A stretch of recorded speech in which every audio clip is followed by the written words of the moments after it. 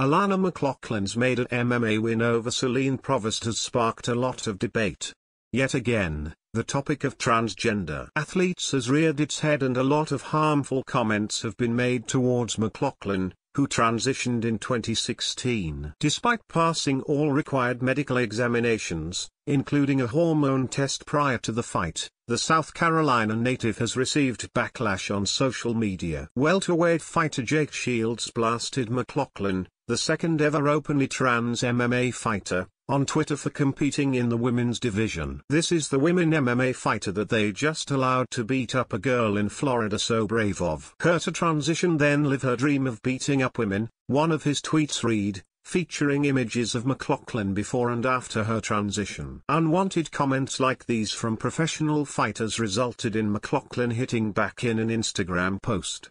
She called for her trolls to respect her opponent, after claims of Provost losing boiled down to a biological disadvantage. "You'll need to show, Celine Provost, some respect and take your concern trolling elsewhere. She almost finished me more than once, and on scorecards, she definitely won that first round," McLaughlin wrote. But despite winning fairly, UFC legend Michael Bisping has come out and said McLaughlin should not be allowed to compete in standard women's divisions of the sport. "I'm not here to talk about transgender rights, you can identify as whatever you want," the 42-year-old said on his podcast. "But I do believe that if you're a woman that feels trapped in a man's body, there are certain advantages that you should have to give up. If you have the body of a man, competing against girls or women, when you're using your body to beat someone unconscious, has to be one of those things you sacrifice."